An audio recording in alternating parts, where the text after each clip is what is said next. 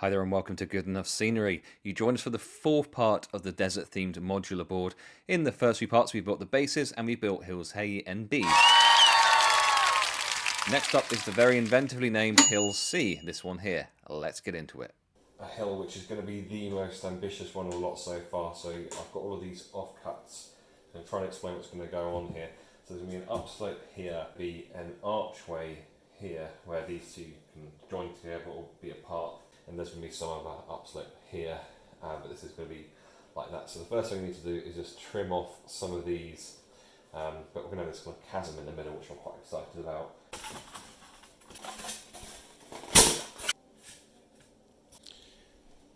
That's the basic shape of those cut. I'm going to do the chasm bit inside. But with this, I think I'm going to start by cutting the slope into it. I mean, that couldn't have gone much better. So, but first, going to cut the slope into this one as well, much like I've done on that one there. Ta-da!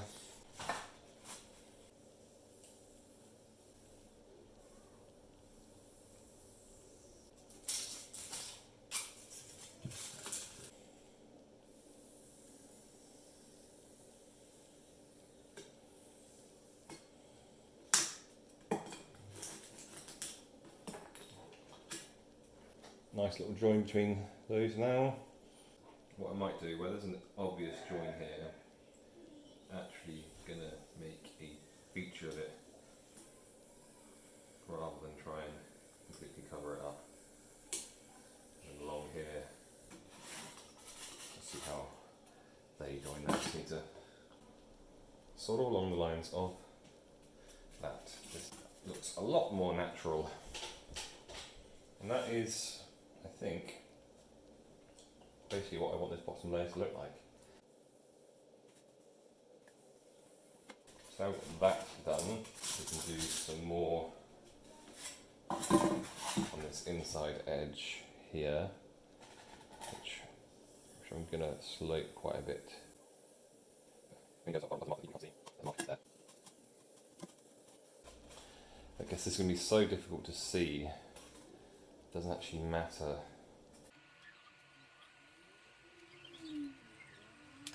And it's going to be very difficult to see that. Something along the lines of that. I think the join is just going to have to, I'm just going to have to not worry about too much. We are just going to have to try and make this. All I'm really doing here is just following the line where I've cut, just to get rid of that kind of straight edge, giving it a little wiggle.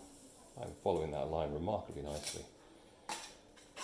That, and then we are going to go to freestyle a little bit with. It's pretty chasmy to me, so that's going to be there like that. So we need to do that corner, and we do need to work out exactly how this is going to blend into that. That's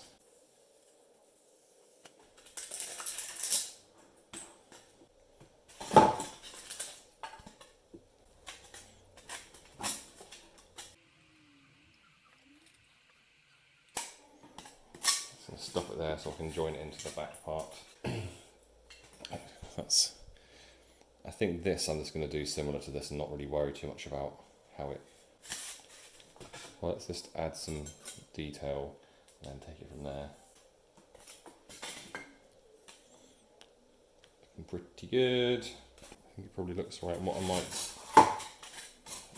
going to do is I'm just going to take.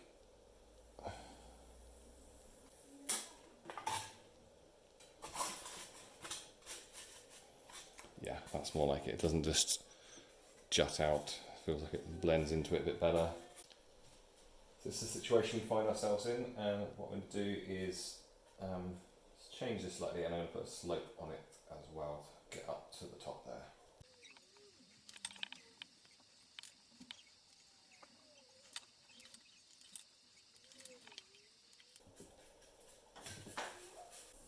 More detail here. Sort of like it.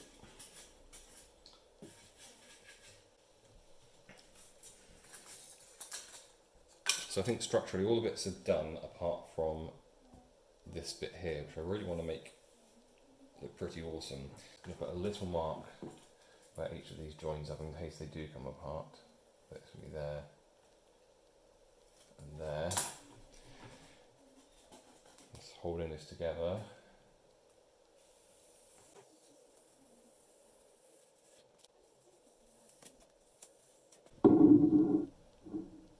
That looks alright. Okay, so that join I think just looks alright. That undercut some of this here. And we've got where it joins on this end, we've got where it joins on this end, so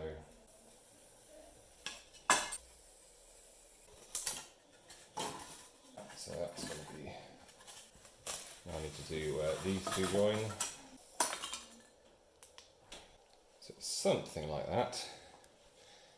And then, yeah, this needs to be made a whole lot more interesting. So to make it look a whole lot more realistic, and then all the way around this top edge do the same kind of thing.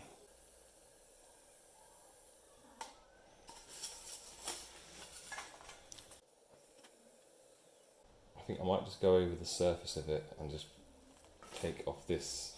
I'm not trying to make it not flat, I'm just going to try and get rid of that very unnatural look, because I don't want this covered in sand. I'll have some sand on it.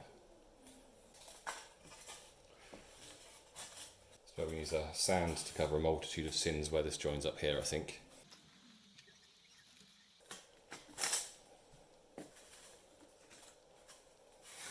I might actually make a feature of this join. It's not, there's no way it's going to be made to look like it's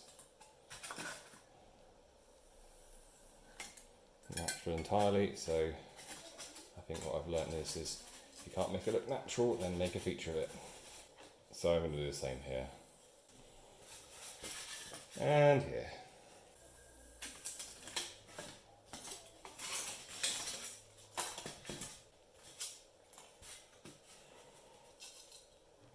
Maybe the case that is it. I think having done a bit of that, I need to do just removing all the tops of everything in our corner. Yeah, I think I pretty much like that. Let's work out where everything's going to be. Now I'm going to cut through this so it's two separate pieces. But I'm not going to do it in a straight line, I'm going to do it nice and jagged. So I'm going to be bold and just cut through this. Just try and make it interesting. Roughly in the middle.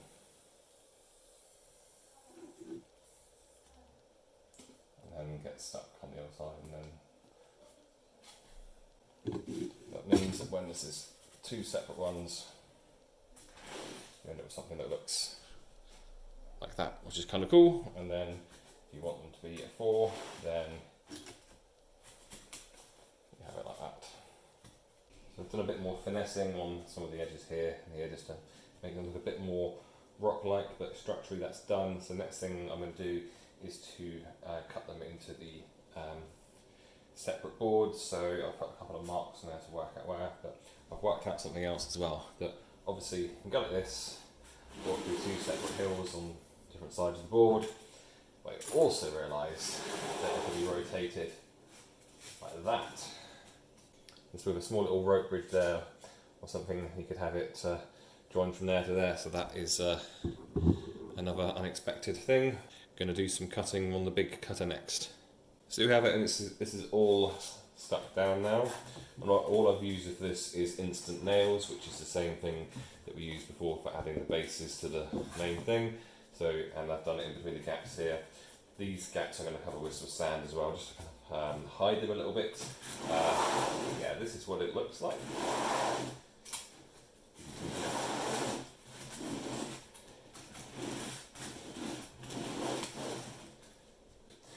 I'm going to add some more detail to this, and what I'm going to do is, you can do this with a number of different things. I am actually going to use, I'm going to get a spoon, and I'm going to use the wrong end of the spoon. I'm just going to put some gouges into this, because quite often with rocks you will have these lines and layers that form. I'm trying to make it more like a gouge than a cut, if that makes any sense at all. So. And here we have the structurally finished thing, painted, and also in a number of different places. Here. I've just sunk a couple of magnets, quite strong magnets, underneath the surface, and that's so we can take some of this scatter terrain, which has got some steel in there, and just plonk that on there if we want to, or plonk it on there, or around there, or around there. Just so we can add even more variety. I mean, I'm thinking for here, something like that would be pretty cool. But you know, it's just more and more variety. And the more variety you have in the board, the more fun it's going to be to play, the more longevity it's going to have. So that's why I've done that. Next up is to put some glue down on here, cover it in sand, and seal it down. So next time you see this, it will be very sandy. Not just sandy, but in fact completed, as you can see here. This is on display at the Jedi Archives shop, ready for people to play with. In terms of how to paint it, how to put the sand down, that is explained in the video for Hill A. Now, next up, you're going to see a time lapse where the board has the Hill C as the main focus right in the center. Now, if you enjoyed this video, then please hit like, please subscribe to the channel, and hit the notification bell so you can get notified when new videos are available. And if you really want to support bigger projects, then consider my membership for just £4.99 a month. Catch you for another video soon.